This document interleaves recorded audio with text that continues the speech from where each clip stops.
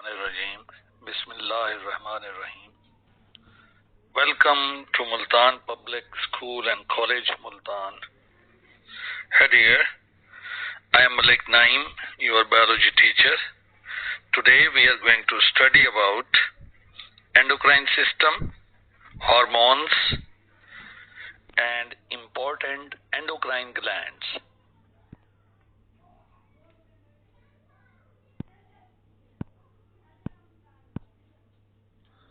Endocrine system. The system that regulates the activities like growth, reproduction, glucose concentration in the blood, reabsorption of water by the kidneys. This system consists of endocrine glands, hormones, and effectors. Now, what are endocrine glands? These are the ductless glands that pour their secretions directly into the bloodstream, and then blood carry them to the site of action. What are hormones? Hormones are the chemical substances produced by the glands that are directly added into the bloodstream, and they act on the target site.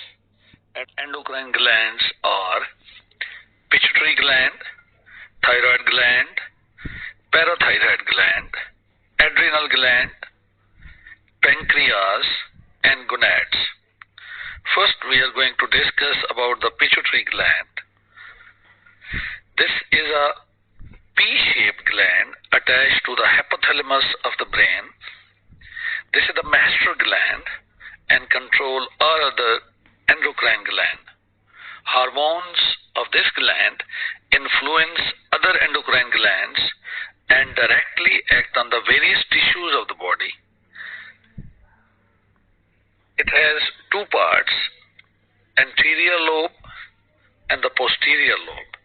Anterior part of the pituitary gland produces two hormones, somatotropin and thyroid stimulating hormone. Somatotropin is also called growth hormone. If this hormone is produced in less amount in the growing age, it leads to the dwarfness and the growth is affected. If this hormone is produced in excess amount in the growing age, it leads to gigantism. And if this hormone is produced in large amount after the adult age, it may lead to acromegaly, in which internal organs and body extremities grow larger with enlarged hand, feet, enlarged feet, etc. Now, thyroid stimulating hormone, second hormone from the pituitary gland, anterior lobe of the pituitary gland.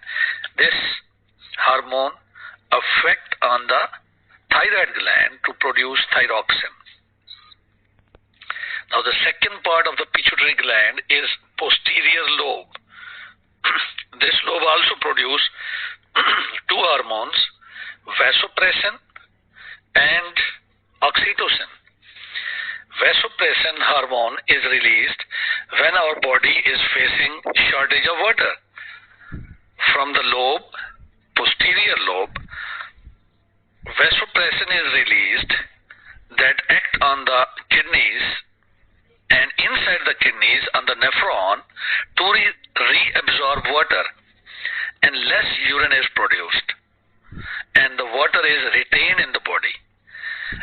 And if we have extra water or suitable amount of water in our body fluids, then vasopressin is not released or released in very less amount, allowing the nephron in the kidneys to release water, resulting in the production of more urine. This condition is called diabetes insipidus. Second hormone from the posterior part of pituitary gland is called oxytocin, and that stimulate the contraction of uterus walls in the mother for the childbirth. Moreover, this hormone is necessary for the ejection of milk from the breast. Oxytocin plays very important role in the afterbirth process. It is the largest endocrine gland in the human body and present in the neck region below the larynx. It produces hormone called as thyroxine. The production of thyroxine is related with the concentration of iodine that is present in the salt. If iodine is not in suitable amount, it leads to the lesser secretion of thyroxine, resulting in the enlarged thyroid gland that protrude out of the neck.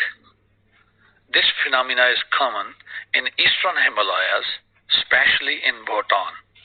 Bhutan is a SAARC country in which most of the population have this issue. In opposite to this, if the thyroxine is produced in excess amount, this leads to the hypothyroidism, and it is caused by the underproduction of thyroxine, and it is characterized by the low production energy, shivering of the hands, and over secretion of the sweat from the body. And this condition is in the case of low production of thyroxine, and if thyroxine is produced in higher concentration, it leads to the increased heartbeat. Right? Students, the thyroid gland produce another hormone called as calcitonin. It decreases the level of calcium ion in the blood and promote the absorption of calcium from the blood into the bones. Calcium moves from the blood into the bones. Now the second gland related to the thyroid is parathyroid gland, that comes from the word parum, parathyroid gland. They are 4 in number, and they are situated in the posterior side of the thyroid gland, and they produce a hormone known as parathormone that increase the level of calcium ion in the blood. This is opposite to the calcitonin. In this, calcium moves from the bones into the blood, and its another effect is that it affects the functioning of the muscle as well. Thank you very much, dear students. Now, at the end of the lesson, I would like to give you the home task. You will have to write these glands in detail, and you will describe 3 diseases like acromegaly, goiter, and diabetes insipidus. Please write it in your notebook. Thank you very much. This is the end of the lesson. See you soon. Abhyant.